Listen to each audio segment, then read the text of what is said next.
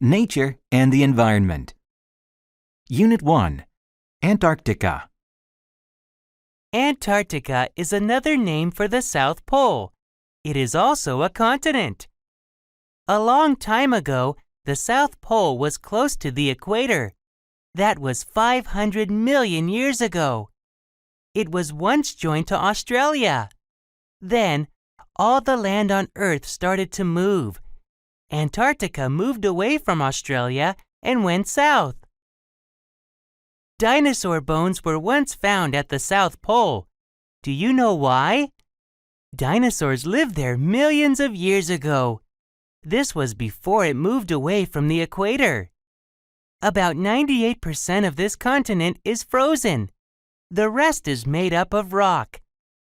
The South Pole has 87% of the world's ice. But did you know that it gets very little snow? Only about 2 inches of snow falls each year. How many people live on your continent?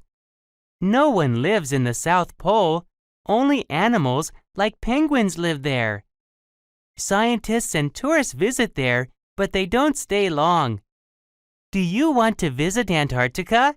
It is the coldest, driest place on Earth. Unit 2. A hiking trip. Hi, Anne. Did you sign up for the trip on Saturday? What trip is that? I didn't know there was a trip on Saturday. The hiking club is going to Bear Mountain. The bus drops us off at the bottom, and we're going to hike until we get to a cabin halfway up the mountain. That sounds really great. Where can I sign up? Go and see Jennifer. She'll help you sign up. What activity will we do when we get to the cabin on the mountain? Well, it takes 7 hours to hike to the cabin, so it will be late by the time we arrive. After we unpack, we'll start a campfire. Then we can sing, eat, and tell stories around the fire. The following day, we'll leave at dawn and hike to the top of the mountain. After we take pictures, we'll hike back down. If we have time, we might go swimming in the lake on the mountain. Those sound like really fun activities, and I can't wait to go.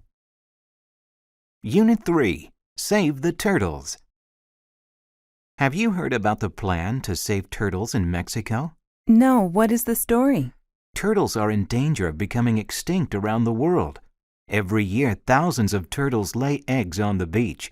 After the turtles lay their eggs in the sand, people come along and take them. I suppose the people like eating turtle eggs. Exactly. Turtles are beginning to stay away from certain places now. There are fewer and fewer of them left. There is a new project in Mexico to save these eggs. Then turtles will not become extinct. I think it's a very good project. Is there anything we can do to help? I'm going to call the Environmental Protection Hotline. They might have some information about the project to help save turtles in Mexico. They might even have a brochure. Let's find the website on my computer. Oh, here it is. The address is www.enviro.com. There's plenty of information here. Great! Let's see what we can do to help save turtles in Mexico. Unit 4. Hiking in Iran. Most people think that the Middle East is only a desert. This is far from true. Last year, I went hiking in Iran. Iran has many mountains. You can find trees that lose their leaves in winter. If you're lucky, you may see a yellow deer or a brown bear, 2 species that live there. The air is fresh and you can swim in clear, clean lakes. I definitely recommend it. There are so many birds to see. It is fun to go into the forest with binoculars to look at birds. Seeing the birds through binoculars makes them seem much nearer than they actually are.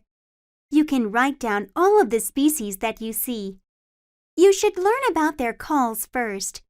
That means the sounds that each bird makes.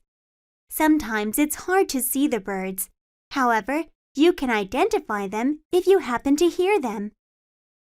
I want to go back to Iran again someday.